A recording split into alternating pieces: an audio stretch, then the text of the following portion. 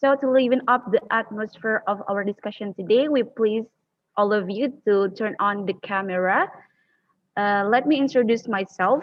My name is Aidia Waba, as the committee will act as host of today's discussion sessions. As for our series of events, today will be open with the opening, which is continued with a speech by ISC Vice President Andi Ayu Fidini Anwar. After that, there will be an opinion delivered by a representative of ISC regarding our topic today, and the session will be followed by a material delivery session, which will be continued with discussion sessions and question and answer with our speakers. Last but not least, this event will end a photo session together, filling in attendance in the form of feedback and closing. To begin today's session, I would like to thank the Lord who has been giving us mercies and blessings so we can attend and gather at this moment. Will be and really soon. The thing that we should be grateful that we have still healthy state and still have the spirit and the willingness to be proactive in our activity so that all of us can join today Muhammad Misbahuddin as project officer and Faiz Ramadan as vice project officer of today weekly discussion and the organizer of this event. We would like to thank all the participants and invite our gratitude to the various parties who have support and succeed in the implementation of this event for both publication assistance, material, and moral assistance, where all the things are very helpful, proven. And for community partners, they are Himapol UIN Jakarta, Dema Visip UIN Jakarta, Dema FSH UIN Jakarta, and also Amnesty Chapter UIN Jakarta. We're really thankful for your partnership partner with us. For the information also, IIC now is currently opening donation to help victims of natural disaster in Indonesia for our family and friends in Kalimantan and Sulawesi. No matter how much is amount you give, it will really definitely help those in need. You can donate through the accounts that we will include in the column of chat box. And it's really helpful for the victim in Kalimantan and Sulawesi. So today we gather and meet in the ISC weekly discussion. So what actually is ISC weekly discussion? ISC weekly discussion is a program organized by International Studies Club based on UIN Syarif Hidayatullah Jakarta in order to increase the knowledge and active critical thinking of the participants, both for ISC members and the public, especially among the youth generations. Today is the 13th edition of weekly discussion, and this time we'll raise a theme of identity politics issue with the headline, Identity Politics Become a Global Trend. Does it threaten democracy? The topic will be interesting discussion because this is one of the hottest issues and there's a full of debate of pros and cons.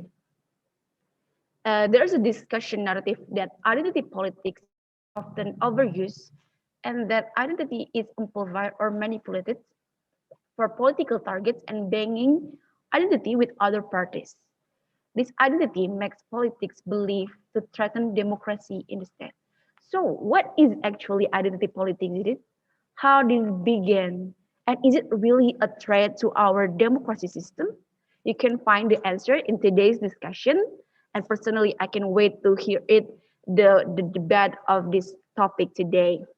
So before going any further, there are some rules for today's discussion. to make a discussion success and goes well, there are several rules. First of all, the participants are expected to turn on the video, if possible, to liven up the discussion atmosphere.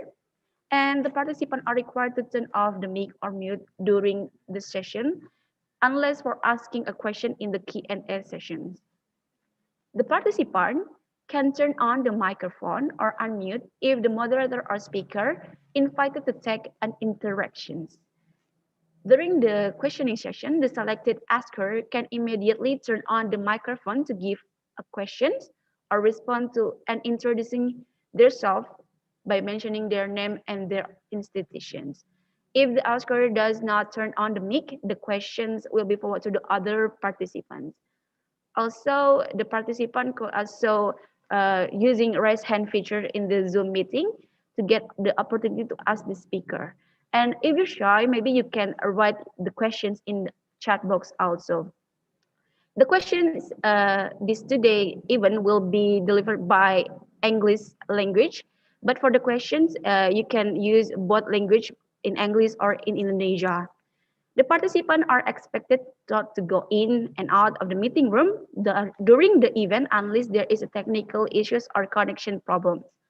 A certificate will be given to the participant who fill out the feedback form, which will be sent by the committee during the event.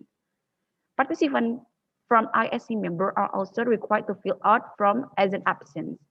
If participants have problems participating in this discussion, participants can directly contact or chat the committee.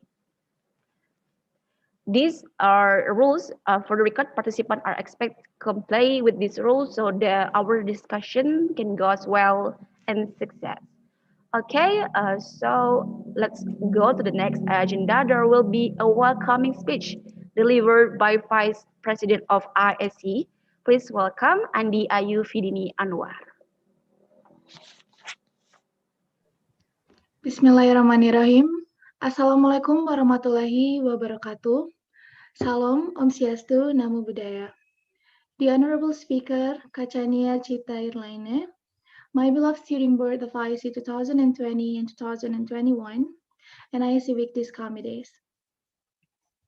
Not to forget, dear all participants in this third and fourth weekdays, in the name of Allah, the Beneficent and the Merciful, ladies and gentlemen, truly, it is a very great pleasure for me in this precious occasion to deliver my speech on behalf of the Board of International Studies Club on today's weekly discussion with topic, Identity Politics Become a Global Trend, Does it Threaten Democracy?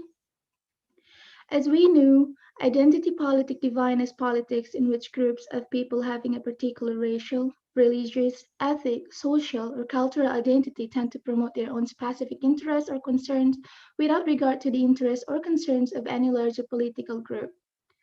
These days, identity politics sometimes brought too far, till the level of extremism, which for some people kind of thought the impact of it might threaten democracy. But is it really? Therefore, to discuss about it, ISC, which consistently held weekly discussion project, decided to conduct a discussion regarding that issue for us to exchange thoughts and enrich knowledge one another. Shout out to all weekdays committees that work hard to make it happen. We hope that through this discussion, everyone could reap benefits for them to understand and more aware of this issue that's happening globally. As Najwa have ever said, political ambition is of course natural as long as we are good at understanding ethical boundaries. Thank you very much for your attention. Best lucks for all the participants in committee. Wassalamualaikum warahmatullahi wabarakatuh. I pass it to the MC. Waalaikumsalam warahmatullahi wabarakatuh. Assalamualaikum warahmatullahi wabarakatuh.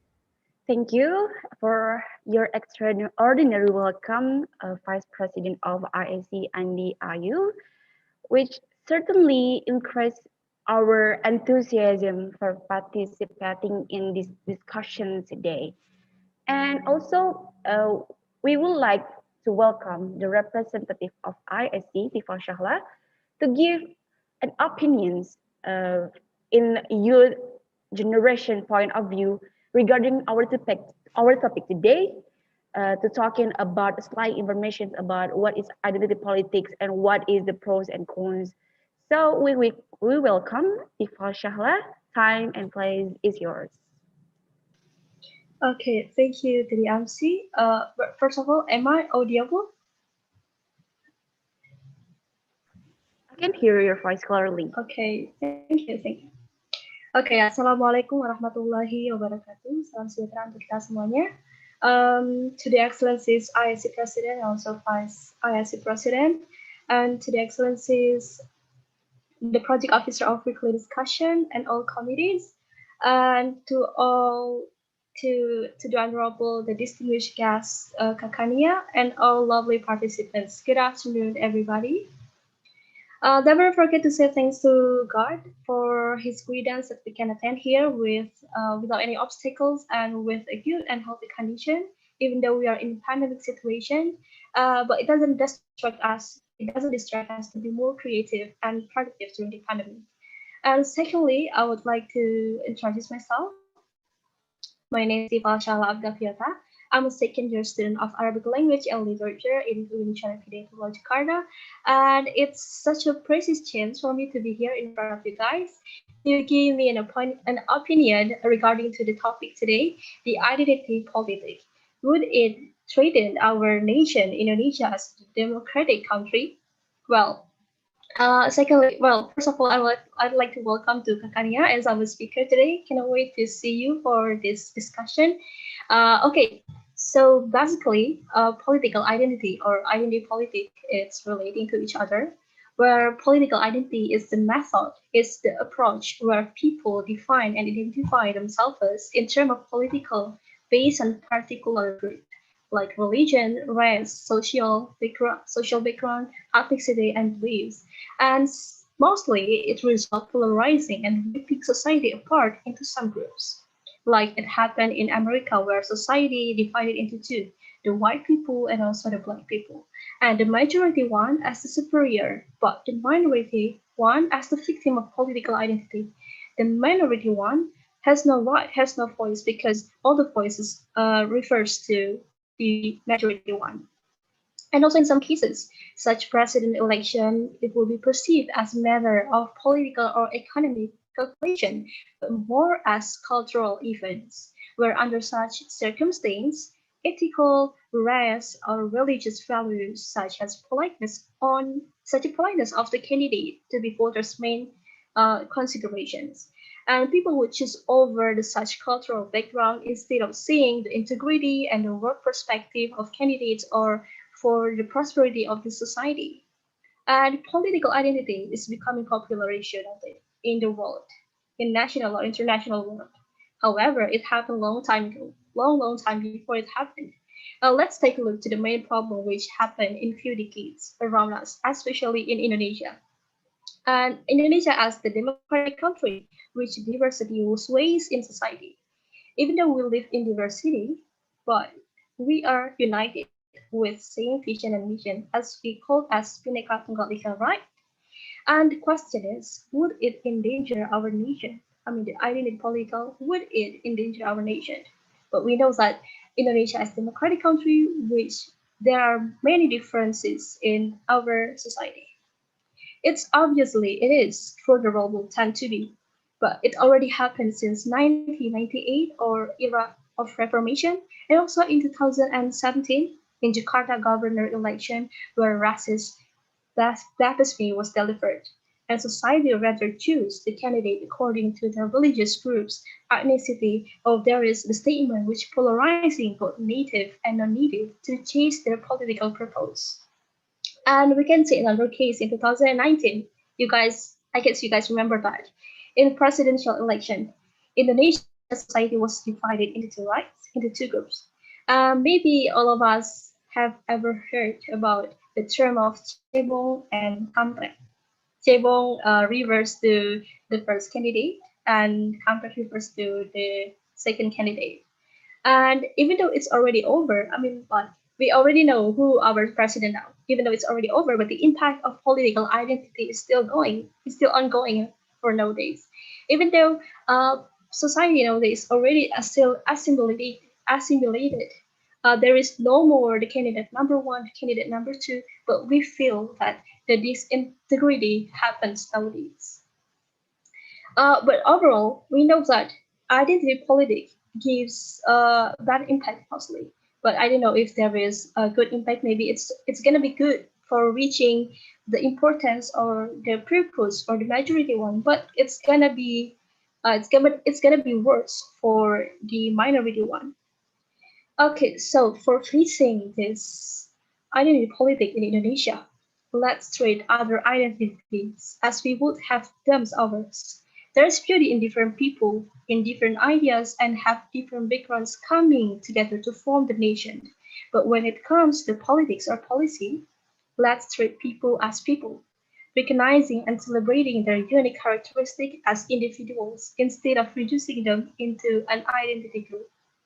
Well, maybe that's all from me because the main discussion it will be conducted in the next session with Kakanya, our amazing speaker today. And thank you very much for your attention. Wassalamualaikum warahmatullahi wabarakatuh. The floor I will give to the MC. Waalaikumsalam warahmatullahi wabarakatuh. Thank you, Kifal, for your insightful and like information that opening our inside what is actually identity politics is it, and you give some case that identity politics is up in Indonesia in 2017 maybe in the governor. Correct me if I'm wrong, but as I know, in the governor Jakarta governor elections, back to the some periods, it will be one of succeed politic tactics. And is it really just a politic tactics, or is it just I don't know, maybe just some strategies, or is it really a threat to our democracy? We will find the answer in the discussion session with Kakak Nia Ceta Erlani. And I would like to introduce the moderator today. There's Muhammad Atsir. He is an ISC member and also students of international relations at UIN Jakarta. We welcome Muhammad Atsir. Maybe you can say some opening informations about what is identity politics in your point of view and why this is urgent for us to talk about this topic. We will please, Muhammad Atsir, time and place are yours. Okay, everyone, can you hear my voice?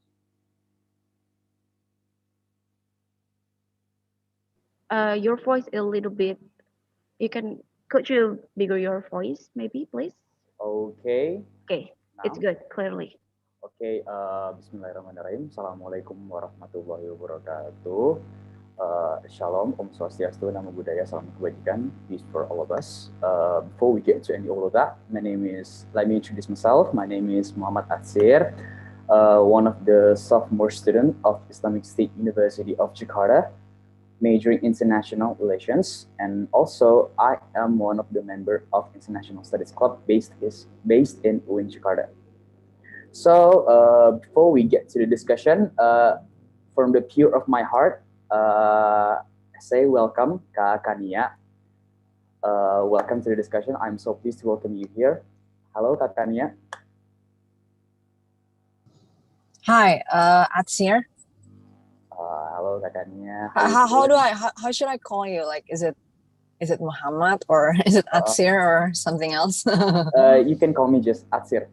Okay, and call me Kania. Okay, so Kania, how you doing? Great. And thank you everyone for inviting me here.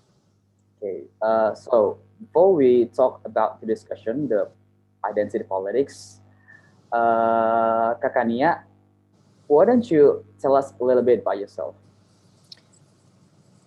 A little bit about myself? Yeah, maybe some of us want to know about you, or maybe some of us want to know about you. Okay, well, currently I work at the media named GeoLife, and then I produced videos basically on our YouTube channel there. I'm the head of content, and I involved some external creators to also have content on our platform, on our channel. Well, some of them maybe you know it, Muslim, Choki, and then some others that I sometimes invite, like Panji, and then of course other popular names as well.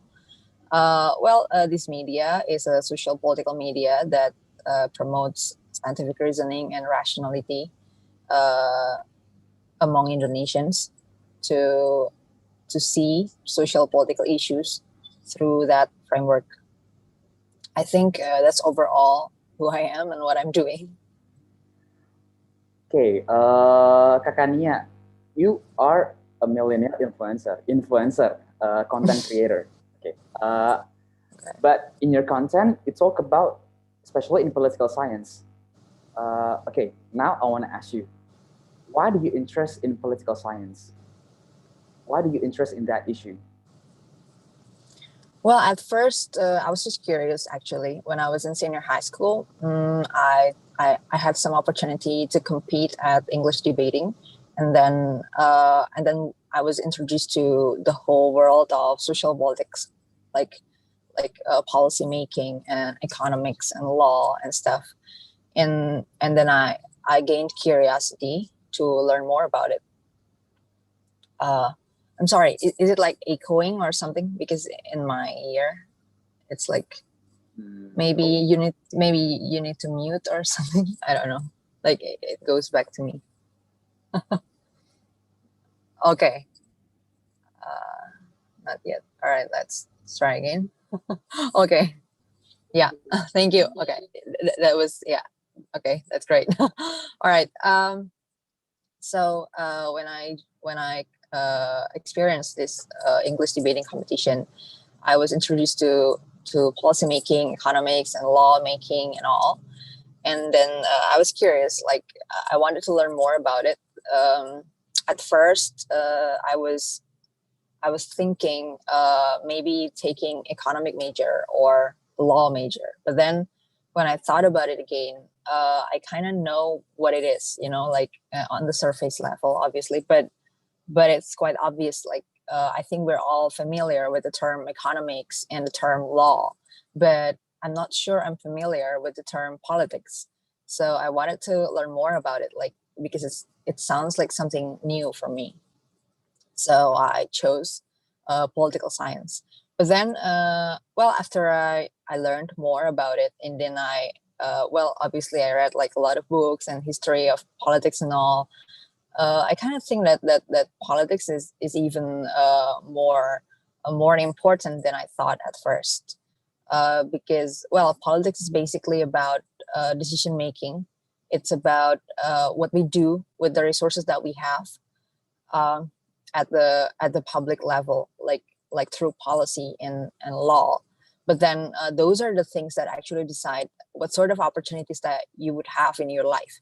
So I think it's a very significant element of society's life, of people's life. So that's why even after I studied it, I found out that it's even more important than I thought at first. I think that was how I ended up in political science. So basically, your curiosity, you already interested in political science since high school, right? Yeah. Okay.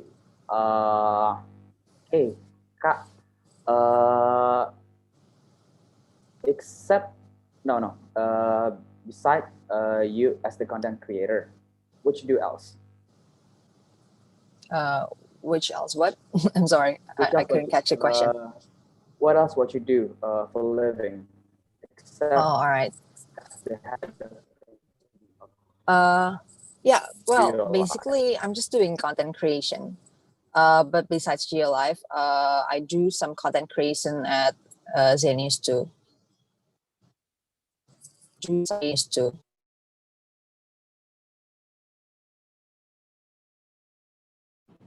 Wait a minute. I think like my earphone kinda broken or something.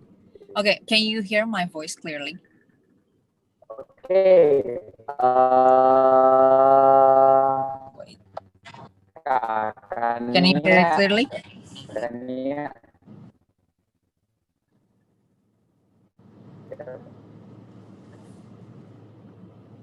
Okay.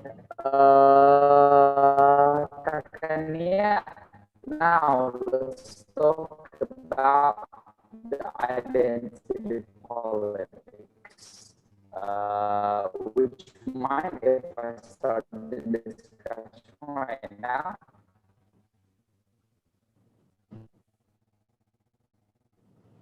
Atsir, I cannot really hear you. Maybe I should like leave a little bit and then get back in. Let me. Cannot-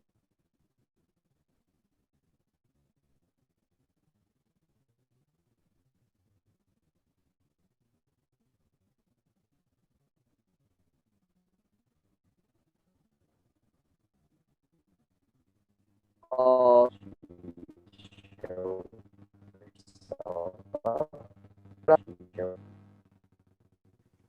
Sorry, for the voice of Atsir and Kak Kania is now is a little bit unclear, and maybe there's some technical issues. Okay. For the participants, we please to waiting for a little bit to handle these issues. Can you guys hear me clearly now? Yes, yes, I can clearly. Okay. And Atsir, you can hear me clearly?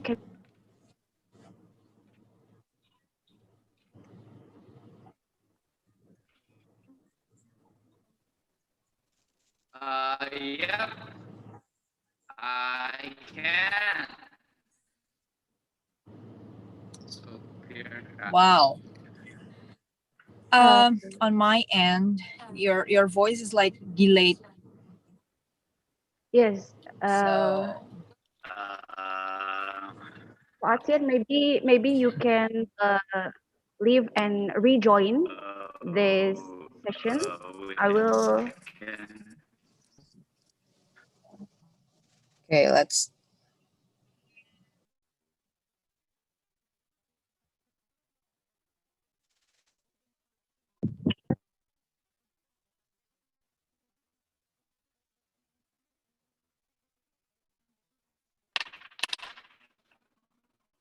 Hello, Atsir.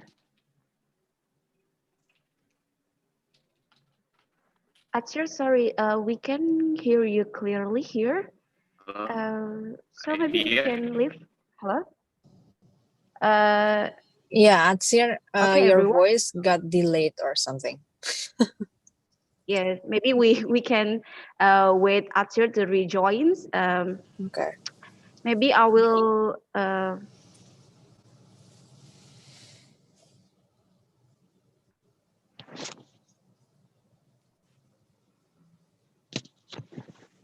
So Kania, I will take over if, until we wait Atsir to rejoin.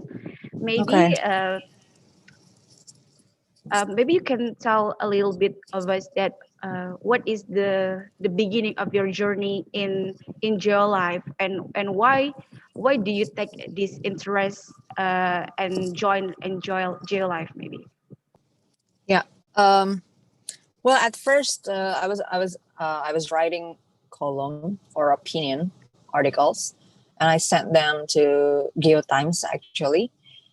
So there wasn't really GeoLife at that moment. Like there was just a website called geotimes.co.id. And then I sent my articles there, and it's quite regularly published there. And then one day I just got an offer to be an editor there, and I approved that offer. I took it and I joined GeoTimes as an editor. And then after like I think several months, like I think 2 or 3 months, I was asked to try to manage their YouTube channel named GeoLife. Oh, so It was like I think 3 years ago or 4 years ago. so it started from writing an article, right? Yeah. Okay. We have Atsir here. Atsir, can you hear me clearly? Or Yep. okay, your voice is clearer now. Okay. I'm So I sorry. will give the floor to the Atsir. Thank you. Okay. Okay. Now can we start the discussion, guys? Are you ready to start the discussion? Okay. Kakak Nia, Now let's talk about the identity politics. Well, the basic question here, what is identity politics? Well, could you tell us the main definition of identity politics? Based on your knowledge, maybe some of us maybe haven't known anything about it. Maybe some of us don't. Actually, in my life, I've never used that concept of identity politics, precisely because I don't really know the definition. Like, what is the definition of identity politics? Like, what is it really? Like, is it about your preference toward supporting someone who's more similar to you than others? Or I'm sorry, my voice got echoing again. Like, probably someone doesn't mute and then it echoes back to me. I don't know. Okay. It's good. It's all good now. Yeah. So usually when I was asked to talk about this topic, I ask the committee or someone from the committee to actually explain to me, like, what do you mean by the word identity politics? Because I myself, I never use that word and I never use that concept.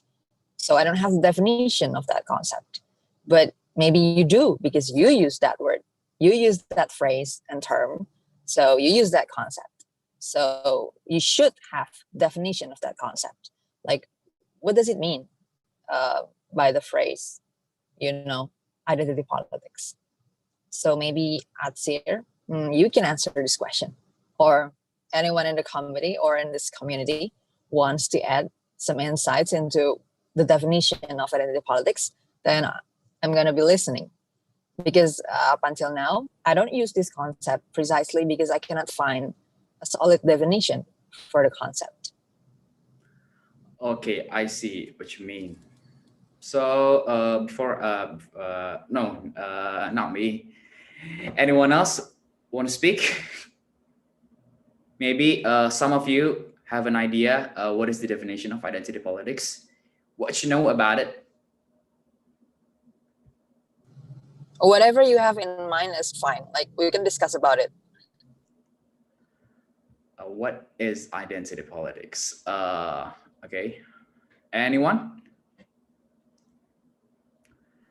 Maybe, as I know, correct me if I'm wrong, identity politics is something that refers to the using of politics strategy regard of someone's identity, including race, ethnicity, religious beliefs that sometimes played.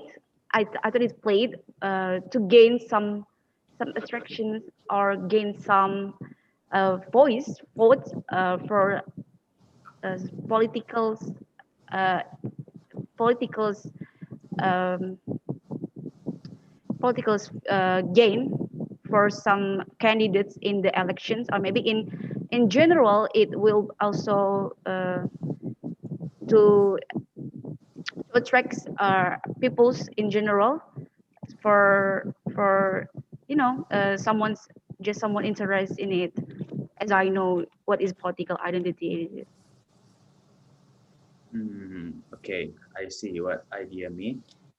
Anyone else maybe want to share? Just for me. Well, maybe I can give my own definition as I told you guys before. Well, probably identity of politics is relating to political identity, but let's say the political identity is the method, it's the approach way to get the identity politic. It's like political identity is the way, is the mechanism, and the identity politic is the shape, is the result of political identity. So basically, identity politic is the shape, is the result of political identity, where a group of people show themselves to show their existence according to their religious, to their ethnicity, to their social background, to reach, to chase their own purpose, their own importance. Yeah, so that's based on political way. Okay, Kania. Oh, okay. Yeah. What? Okay. Hello. Yeah, it's here. Oh, okay. Okay. Yeah. So Kakania, what do you think about what just Tifal and Idea said? Yeah. Okay. Well, I think when you define it that way, then you're saying, I'm sorry, my voice is still like echoing. So, probably Atsir, can you mute again? Okay.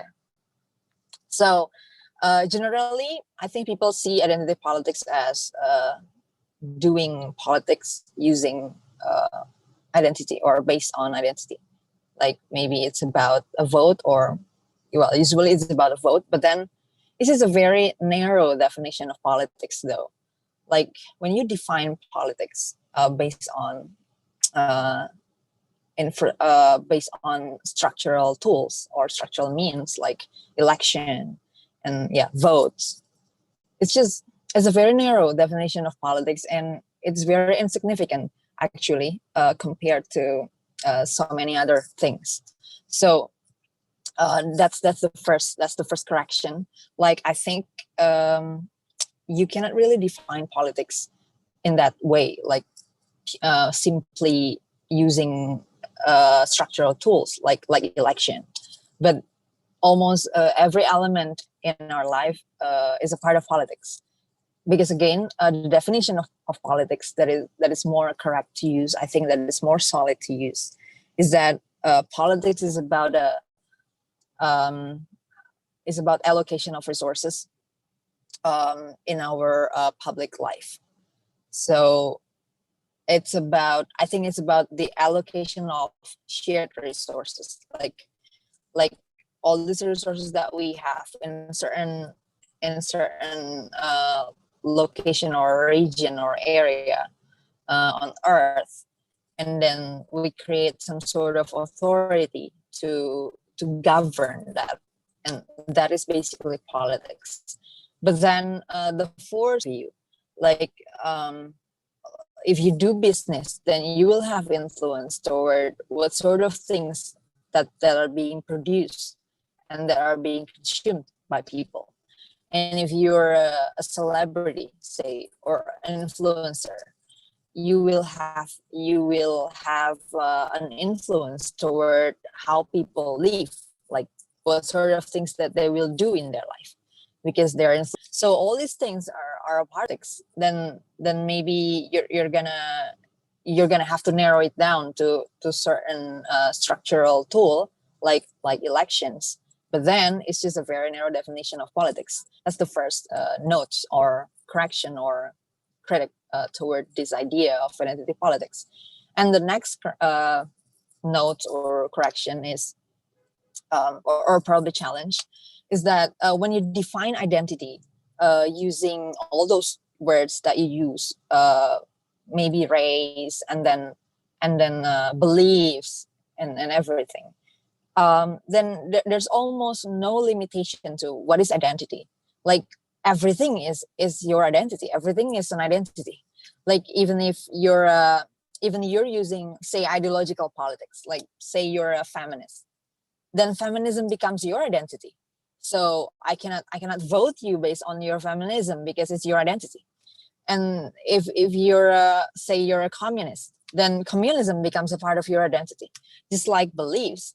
And by the way, I kind of disagree though when people put race and religion in the same box.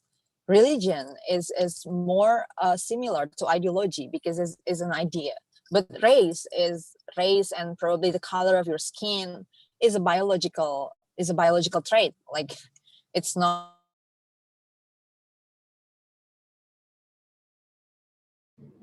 Halo, Kak Kania. Not an idea. So I just put them in the same box. So it's like everything is identity then. Like if you're a K-pop and you go on in the election to be the governor, and then I'm a K-pop too, and then I vote for you because you're a K-pop fans. And then and then in that sense, it becomes an identity politics. Like so well, I just don't think that the definition is solid, right? Like you can see how confusing the definition is. And then if you say like, well, it's a vague term, then why do you use it?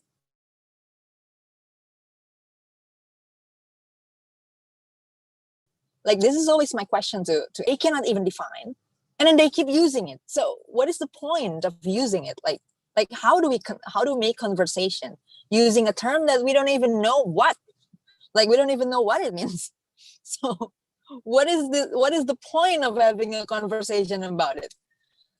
So let me try to understand. Okay, what are these people confused or having a problem about? So people are talking about identity politics because they hate it when someone campaigns in the political election using some sort of what you call identity, and then they want something else, which I don't know. What is this something else that you want other than identity politics? Like, I don't even get that point yet. Like, what do you want? When people say, well, we want meritocracy. What is meritocracy in leadership, really? Like, can you make some sort of standard for what a good leader is? And is that the universal standard though?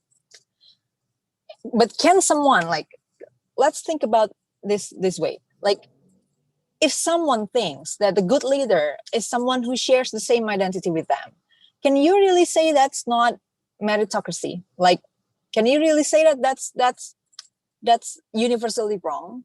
Actually, you cannot, right? Because meritocracy in leadership is not like meritocracy in mathematics. Like, I can make a test that tests your math skills, and that is a universal test, and that is an objective test. And I can make an objective standard to measure whether or not you're good at mathematics. But whether or not you're good as president, or whether or not you're good as governor, what sort of standard that we want to impose here? Like, what sort of competence standard that we use as to fulfill the term meritocracy, the idea of meritocracy in politics? I don't get this. What is meritocracy in politics, really? Like, if I say, like, I'm gonna vote for someone who works more, or who supports tax cut, say, that's the merit for me, like, based on my interest. My interest is to get tax cut. So someone who supports tax cut has merit, according to me. But then if somebody else thinks that tax cut is the worst idea ever, they wouldn't think that's merit. Like, they wouldn't see it as merit. So meritocracy in politics is an absurd idea, because, like, what is the standard that we want to use here? It's not like, again, it's not like you judge someone's competence in mathematics, which you can test objectively. But in leadership, I don't really know what is meritocracy. What is the merit standard that we want to impose in politics? Why choosing someone based on their policy is more morally right than choosing someone based on their identity, because you share the same identity with them? Like, I don't see that there's an objective way to say that one is better than another. I'm just going to say that it's just a matter of preference. It's just that my preference is I choose someone based on their policy, which is an ideal way to do things, according to me. But then if somebody else wants to vote for someone based on this someone's identity, maybe they share the same religion or the same whatever racial identity or something else, then who am I to say that, hey, that's the wrong way of doing things? Like, can I really say that? I don't think I can, because I'm sorry, but it's in the area of relativism. Like, moral is relative. I cannot judge it using objective reality framework. Like I judge the question of whether or not the earth is globe or flat, or whether or not the gravity exists, or whether or not the corona exists. I can answer all those questions objectively. But the question of what is the best way to vote in election, I don't really know that, except for my own preference. But then let's take a look at this way. Like, what is the point of elect someone in the election, or having someone in leadership? Like, as president or as governor, etc. So in short, I think we can all agree that we want them to govern, right? We want them to govern well. I think that is the point of having them in place. But what is the point of govern then? Like, what is it? What is it to govern? What is the function of governing? What is a functioning government that we want to see, right? And I think it's also pretty much agreed upon that a functioning government is a government that can allocate resources efficiently, fairly, effectively, etc. Right? Basically, they can allocate resources well, whether it's money, whether it's natural resources, whether it's human resources, and everything. They will govern all these things, and then we want them to make good decisions, basically, to do all this.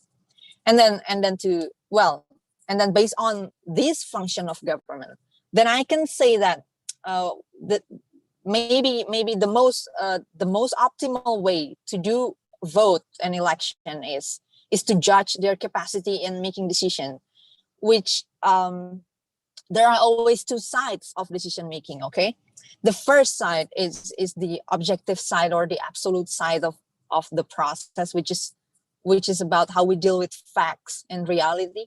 But then the other side of decision making is about preference. Is just like what I said. Like I cannot say we both have say some amount of money, like maybe 10,000. Okay, I have 10,000, and then somebody else has 10,000. I cannot say that if I buy a clothes using this 10,000, I cannot say this decision is universally better than this other person's decision. Say if he or she buys some sort of maybe some foods, maybe they bought some chocolate, say. I cannot say that buying chocolate is better than buying clothes, or buying clothes is better than buying chocolate universally. You see? But if you discuss the area, the objective area of the decision making, in which, say, I believe that buying clothes can contribute to my health, and then this other person believes that buying chocolate can contribute to my health or to our health, and then this is the area of fact where you need to test in the reality, like which one is right, like which one is correct. Is it buying clothes that contribute to your health, or buying chocolate that contribute to your health? So these two sides of decision making, the preference side is something that I don't think we can ever find the universal standard for this side. But for the other side, where we can do objective measure and a reality to test whether or not it's true or it's correct, we have science to do this. We have scientific reasoning and logic and mathematics to do this.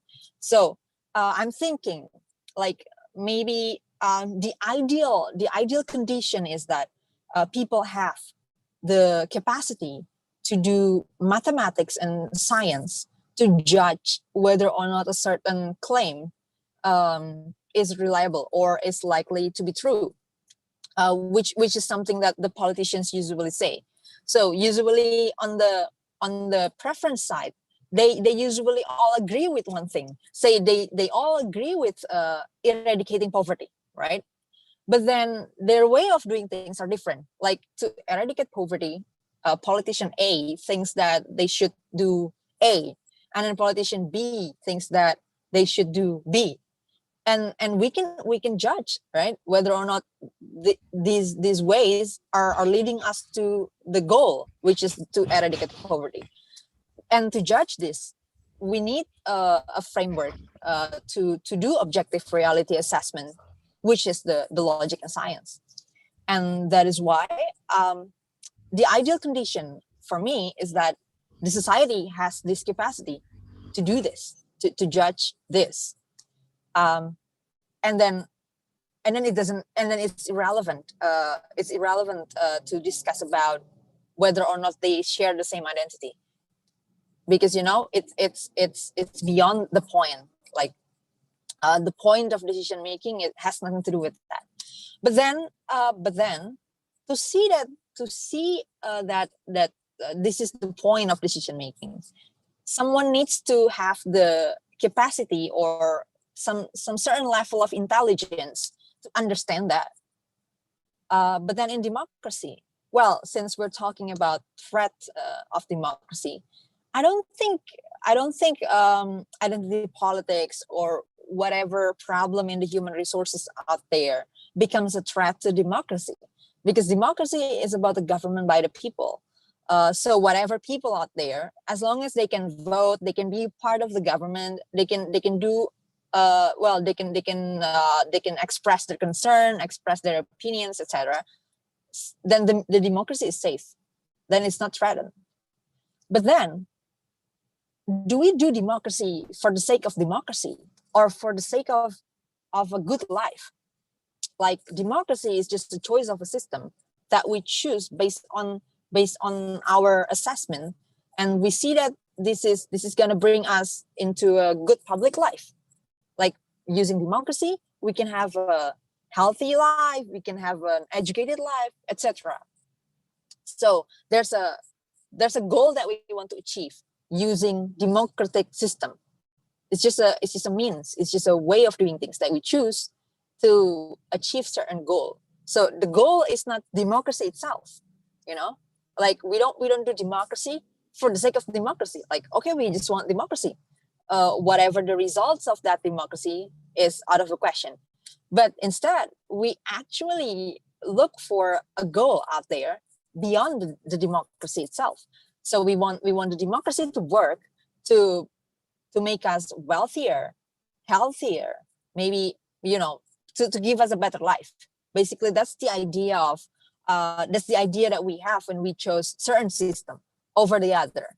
Like, say, why didn't we choose to just continue with a dictatorship?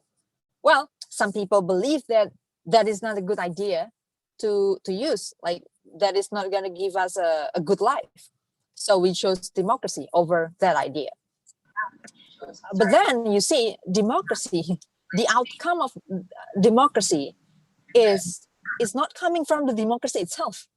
The outcome of democracy, the output and outcome of democracy comes from the people who executes and runs the democracy, which is the society. So I'm going to say that the threat to the output of democracy, like what makes the output of democracy bad, is the bad input, which is the bad quality people. Like, if we don't have a good quality society, if we don't have good quality people in the society, we will not have good output or outcomes from democracy.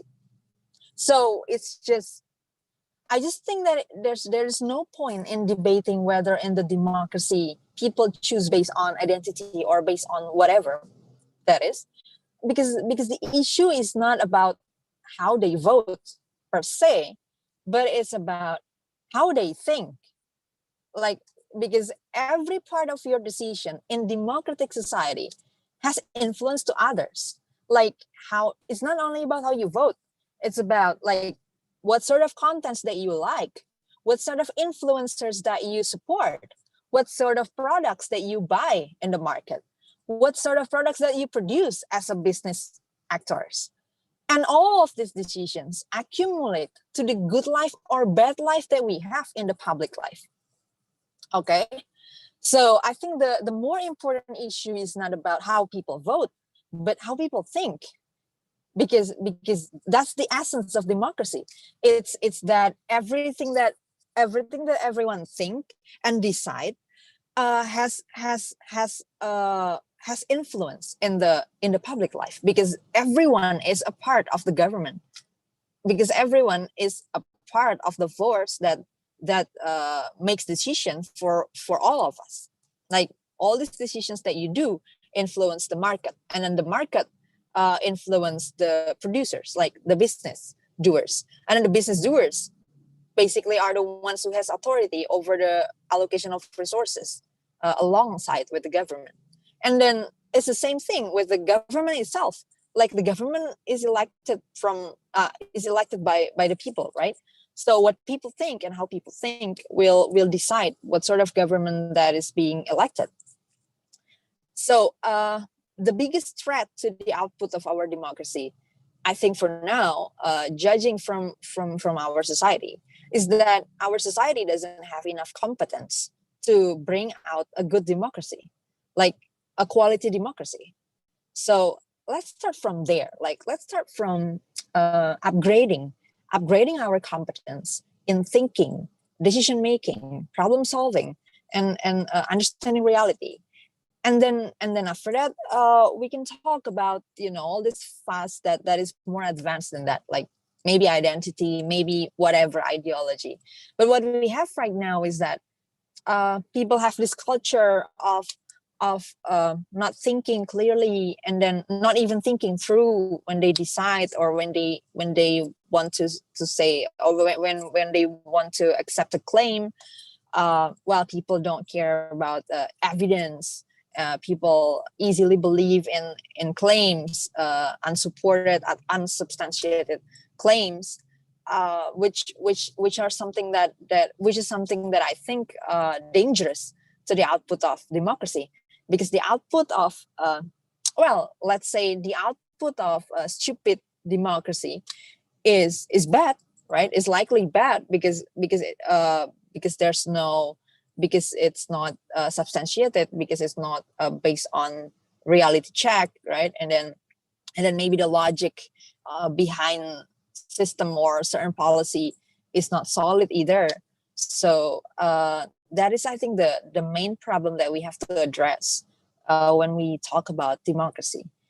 But going back to identity politics again, I kind of think that, well, in the realm of preference, or in the preference side of decision making, which I said, well, let's just call it the moral side of decision making. I think everything is identity. Like, well, if you support someone because they're a woman, well, that's just also identity politics. But I don't know, somehow people only associated the term with race or religion, while actually there's a gigantic ideology named feminism that is literally basing their ideology on identity, like on women. So well, do you want to call that out? Do you want to go against that? The fact is, people discuss this issue without having a solid definition of the term, and then just throw it randomly based on their own preference. So if you don't like something, you call it identity politics. But if you like something, you don't call it identity politics, even though it actually supports the definition of identity politics. Well, that's my take on the term identity politics. But then I just want to add one more point here. When you talk about identity politics in terms of race and probably skin color and stuff, I think you should really learn about the history of human being, okay, and evolution. You should understand that this is not a trend. Like, okay, people keep talking about it like it's something new, like it's something just happened yesterday, after Trump. But it's not. Like, it's inherent in our process of evolution. We will have a preference towards someone or another human being that shares a closer genetical similarity with us. Like, for example, you will defend your children more than somebody else's children. That's just one example to say. And then you will defend your sisters or brothers, siblings, more than you defend some strangers on the street, like you just met, Well, it's because they share more genetical similarities with you, factually and perceptually. Like, you perceive it that way, and actually, biologically speaking, they are, right? And then along the way, like when we grow as a civilization, we introduce some concepts like ideology and belief and religions and all, and then that becomes another tool for us to see how similar we are with somebody else. Like, and then along the way, we develop a sense of bonding with someone or with another human being that shares the same identity with us. Yeah, because, well, it's an advantage to our survival chance as well, because in survival, in the survival game, like when you want to survive, it's important for you to cooperate and having a community, or well, back then we live in a tribe, right?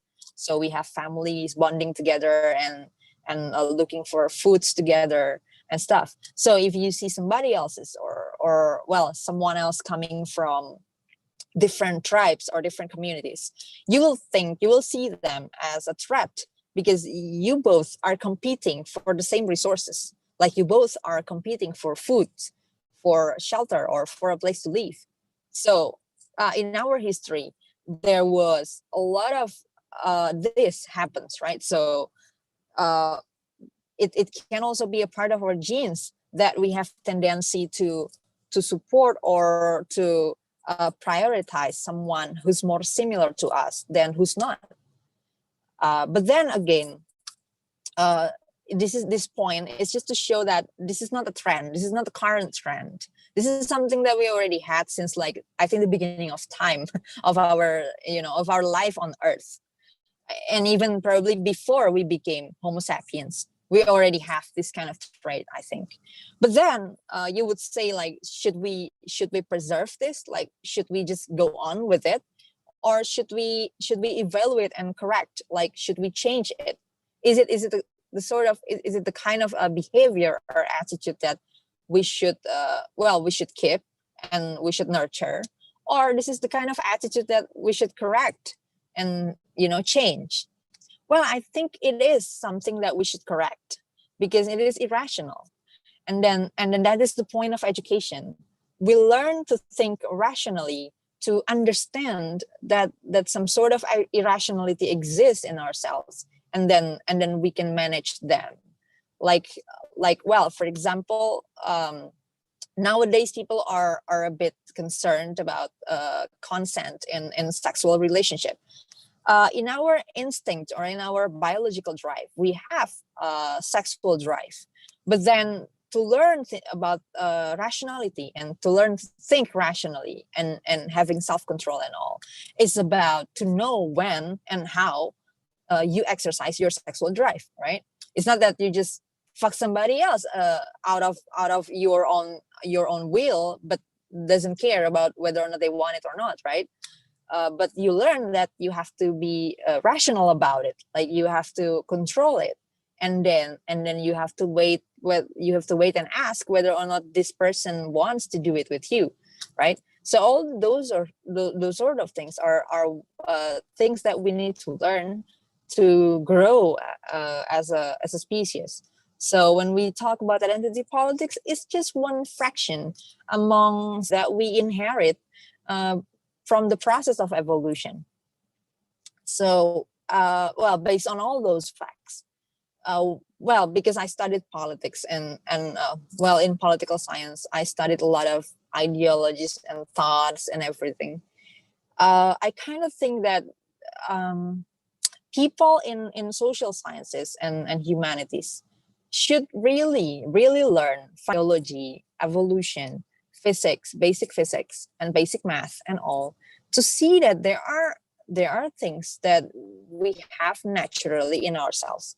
But then the solution to that thing is not by combating every fraction, separately. Like, we combat, say, identity politics, and then we combat, say, racism, and then we combat other things, maybe some patriarchy. But all these things are actually coming from basically one concept of irrationality. And well, our instinctive drive that is embedded in our bodies and minds, biologically. So let's just come in one big fight, which is the point of enlightenment. It is about bringing the civilization into a more enlightened and rational way of thinking, and trying to control or manage all these instinctive drives that we have, that is sometimes not beneficial for us nor for others. I think that is my thought on this issue. Well, Atsir, I'll hand it back to you. So you think that as long as the people, as long as the society stick together, as long as we do the right things, the democracy will be safe. It won't become a threat, right? As long as people can be a part of government, yes, that is not a threat to democracy, because the definition of democracy is the government by the people. So as long as it's a government by the people, it is a democracy. Okay. Okay. So clear. Now I understand what you think. Okay. Now let's see the time. Let's not wasting our time. Okay. Now. Just now we already heard what Kania thought about the identity politics. Now, who would like to ask a question? Maybe you could mute your microphone and turn on your video, turn on your camera, and ask your question.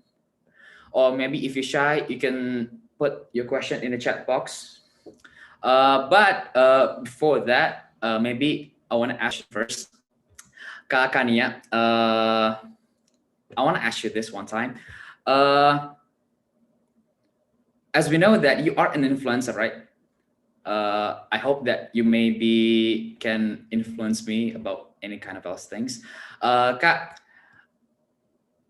do you think, is there any kind of role of the youth of the millennial society, especially in this millennial era, any kind of role that we should do to the identity politics? Again, like I said, I'm sorry, it's echoing again. Can you mute a little bit, Asir? Okay. Okay. So, yeah, wait a minute. Basically, like I said, the issue of identity politics, or whatever issues that is we currently face or we're concerned about, are usually coming from this one problem, okay, which is our primordial tendencies that we inherit in our genes, after the process of evolution that our ancestors had. And then we had all this primordial. It's not only in politics, it's also in relationship between genders. Like some women would feel more competitive toward other women than other men. It is only obvious because men and women are supposed to mate each other, but women and other women, just like men and other men, are competing for different genders to mate their partners, right? To meet their partners and win their partners. So there developed some sort of different competitiveness toward different genders for someone from certain gender. And the same thing happens with our tendency to support someone with more similarities to us than not. Like we tend to support someone who share the same genes, like our children and our siblings, and then the same skin color, because they're closer to us than someone who has different skin color, obviously. And all those things are just instinctive to humans, and we have all those sort of things that sometimes it's even difficult to list because this is just too many of them, right? Because there's too many of them. So your role as a new generation is that, in this era, we already learned about that. So we found out about that. What you should do as someone who lives in this era and learn about it is, obviously, be a part of the solution. Leave behind all those things that we inherited based on our ancient process of evolution that is not beneficial to us anymore. Like, the irrationality. Say emotion is useful for certain things, But then we should know that there are things that we have to think rationally other than emotionally, right? Things like that. I think like you should learn to unlearn the values and the paradigm that is inherited from your parents or your families, that is actually not correct. Like, based on our latest findings, we know that is not correct. Maybe a long time ago, we create morality as some sort of as some coded stuff, like something written and then you just follow it. But today we learn that we can always try to evaluate it. We can think about it. We can reason into it. Like, is it really the right thing, or is it actually wrong, or is it right in certain contexts and not right in different contexts? Like, we can think about it. But years, like thousands of years ago, we just have these sort of rules made by some people, like some elders or some public figures, and maybe some prophets, and all these things. They create all these rules and then people just follow it without think about it. But now we can think about it. We can even change it. We can stop doing it if we see it's wrong, and then we can start doing something that was previously banned or like frowned upon. But then we evaluate it and we see that, well, that was irrational and that was wrong, and then we can change that. We can leave that behind. I think that is the point of being in the new generation with new information that we learn. It's just stupid if you've learned about it and then you just kept going with the same paradigm and same values that is already corrected. Like, I don't know, some people kept talking about, like, well, but this is my belief since I was a kid. Well, but what if it's wrong? Like, do you want to just keep going with it? I think what you need as a new generation is courage to change. Like, nothing will change in the society if you don't change, because you're a part of the society. So you have to have the courage to get out of what you get out of what you currently do or what you currently think, if that is wrong. Like, you have to be able to correct it and get out of it. But if you just enjoy in your comfort zone and allow yourself to stay there, to stay in the ancient way of doing things that is already corrected, that is already found wrong, then you're a part of the problem. So I think that's what you can do as a part of the new generation. And then if you ask, like, can I just make certain movement and all? Well, I think, like, what kind of movement will come out of someone who doesn't have the competence to think? So at first, you don't think about making a movement, but you think about whether or not you already have the competence to think and make decision correctly and effectively and optimally, So unless you have all those fundamental competences covered, I don't think you should do any movement or you should do any actions that will involve somebody else, because you might even be a part of the problem. Like, you might promote something that is wrong. I kept saying that goodwill or good intentions will lead to bad outcomes without the competence in thinking and make judgment and make decision. Because then when your reasoning is incorrect, you make incorrect conclusions and incorrect solutions, and that is what you promote, or that is what you make a movement about. Just like what I see in this campaign about against identity politics and all. I don't see it as a solution to the core problem. It's just like a bunch of people gather with their own preference and then label somebody else's preference as identity politics or whatever label that you use. But then it's also irrational. Like, what is the point of that? They don't even have the definition of that. And that's the same thing. With, you know, the other groups that is currently probably labeling themselves as feminists, or, you know, a group that's against patriarchy, etc. But then when I ask what is the definition of patriarchy, they always failed to deliver the definition of that term, of the very term that they use. So all this movement, like, you think like you have good intentions, and then you create this movement, but you don't even have the definition of the term that you use in your movement, then it's just stupid. Like, what are you trying to do? You cannot even define the concept that you use. So at first, you need to get out of stupidity first, and then make a movement. Because the problem in the humanity is that our preconditioned stupidity, which is our, primordial tendencies that was probably useful like years ago, or decades or centuries ago, but maybe not useful anymore now. So we fight against that first. And then I think every other problem will be solved easily. As you can see in other countries that are more rational, like maybe Australia or New Zealand or Singapore or Japan, you can see how they can live so easily because they're smarter, because they've tamed a lot of stupidity in human being, and then they learned how to live more rationally and more intelligently, and that made their life easier.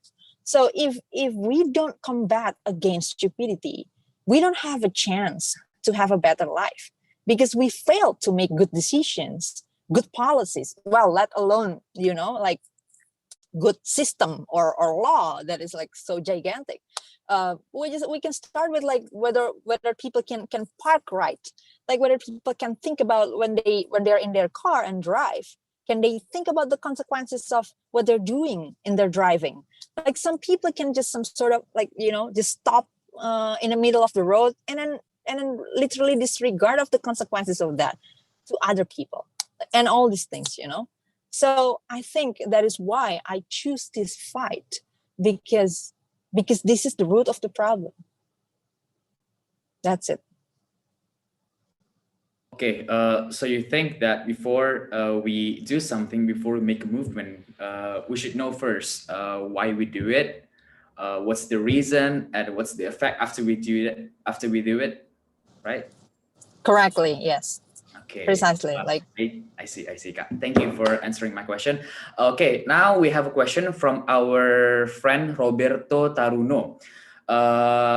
Based on what you said earlier, Kakak Nia. So what is better term for describing people using race, religion, and stuff for politics?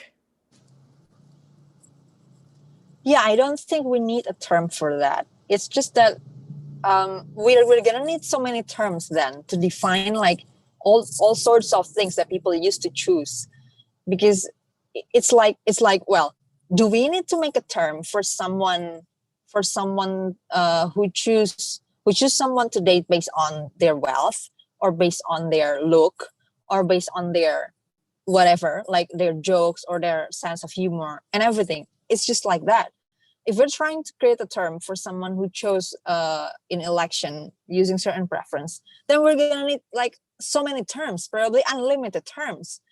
And then the more concerning part of it is that we cannot really test intentions or what's in someone's mind. So even if we have a term, say we have a term that for people who choose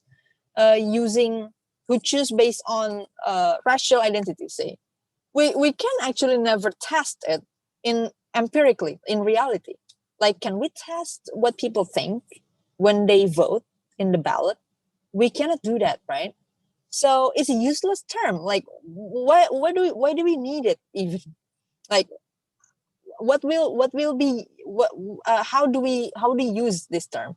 We cannot even test it in reality. So we cannot draw a conclusion using that term. So I don't think we need a specific term for that. But then if you need a term for all these drives that is irrational, then we just say it's irrational choice. I think that's it, right? But then again, it's also a useless term because we cannot test it in reality, whether someone using their irrational drive to choose. But what we can do is that we refer this as a general phenomenon, that human experience that we need to change because sometimes it becomes harm to others or themselves. I think that is my take on this issue. Okay, Kak, thank you for the answer. Okay, now maybe it could be the last question to the discussion from the committee of the weekly discussion from our friend Rifa. The question is related about the political elite. What is the role of the political elite in playing identity politics for society? I don't really get the question. Okay, What does it mean? Like, maybe the question is related to political elite and maybe grassroots society. well, yeah, basically you can always see it using market mechanism framework, which is if you supply something that nobody demands, it will not sell. But if you supply something that everybody demands, it will sell. So I don't think we need to think in terms of what is the elite is using, but what is the society is demanding. I think that is the more correct way to see things. That is the clearer lens to use. So if you see that this society has tendencies to prefer certain things, and well, it usually also related to their belief, and then you see that, well, when the society believes in something, you know that this will become a demand. So what you see is not what the elite is selling, what the elite is supplying, but what the society is demanding. If the society is not demanding it, the elites will not supply it, because there's no point in supplying something that nobody demands. But if a lot of people demand for something and an elite supply that thing, it's just basically a mutual interest. And that's the point of democracy. It's for the elite and the society to have mutual interests and then being manifested in policies and laws, etc. That is the point of democracy. So in democracy, you cannot say that what the society demands is wrong, because that is the point of democracy. Democracy is about the government by the people. So it's a government based on what people want. So if people want identity politics, I think that is a democratic way to do things for the elites to supply identity politics, because that's what the demand is. I think that's my take.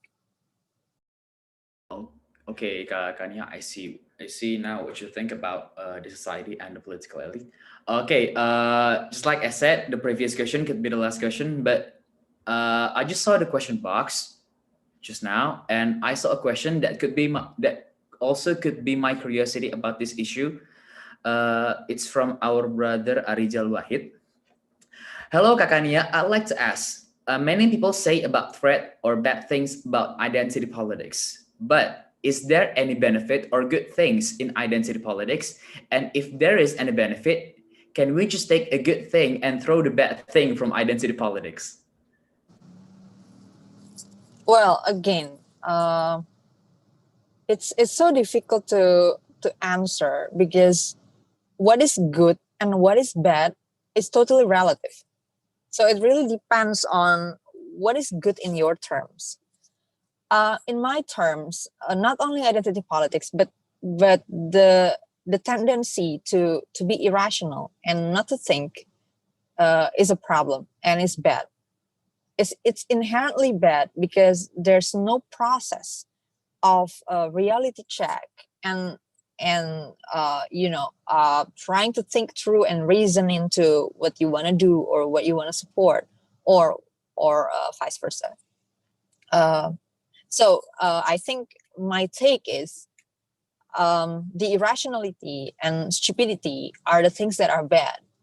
But if you're asking, like, what if out of rationality and reasoning and thorough thinking process, someone came up with an idea that the best option out there is someone who shares the same belief with me, then I cannot say that that is bad. So that is already because there was already a process where they thought about it and then they saw through the consequences and then they judge the consequences that can lead to good life based on their own preference. But then maybe it's good for you. So we cannot really judge objectively the we cannot really make a statement that identity politics is bad or identity politics is good objectively. Like there's no universal term, and I don't use that framework to judge what is good and bad. So in my opinion, it would be neutral. I don't have opinions about something that I don't use, about a concept that I don't use, and I don't acknowledge, and I don't put into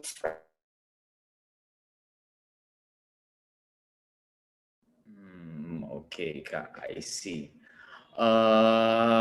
Okay, Kak Nia, see the time which has shown 8:03.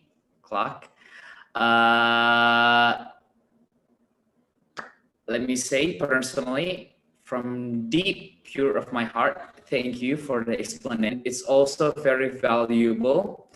Well, hopefully, all what you just said now could be an influence on life at this time. Thank you so much, Kakak Nia. Maybe that's just from me. Assalamualaikum warahmatullahi wabarakatuh. Thank you. Waalaikumsalam warahmatullahi wabarakatuh. Thanks to Atsir as a moderator of these sessions, and thanks to Kak Kania, who delivered the insightful and information thoughts about our topic today. There are several notes I think in this discussion. The first, that there is no actually solid definition about what is identity politics it is, and we can say that it's bad or good because it's such a moral preference, and choosing someone by their policy or by achievement, we can judge their it's better than just choosing someone by their identity. And is it threatened to the democracy? By the definitions and the principle, as long as the democracy is governed by the people, so it's not a threat. And the goal of our democracy is actually to gain welfare, the healthiest life, uh, to get to make the peoples are in prosperity, etc. And actually, uh, uh, the society, the identity politics might be is just our society demands, and maybe political elite is just supplying it, and maybe we can I can say that we actually blame the political elites as long because society actually demand it maybe. And what can we do as a human being or as a young in this generation is to think more logically, to think rationally, so you can make a reliable decisions of your life and of what you choose in the political side. Thank you, Kakania and Atsir. Before I closing this event, I need to say that this event is held weekly, and we hope to see you in it every week. So, as a committee, we hope that the participant will be attend on other occasions too. Uh, okay, then we will hold a photo session together. So for all participants in this room, will please turn on your camera for our documentations today. For the committee, maybe help for the documentations. We can take a photos 3 times. The committee is ready. Okay, for documentations.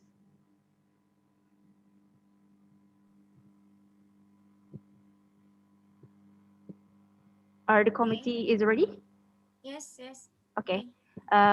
We take 3 times because there are 3 slides in this room meeting. Okay.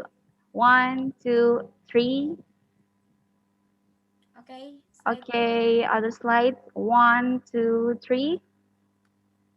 Okay. Let's Next. 1, 2, 3. Okay. Thank you, everyone. And there will be for you who want a certificate. We have a link of absentee here in the chat box. You can go through it and you can get a certificate. I think that's all from today. I'm Idea Waba as the host for today.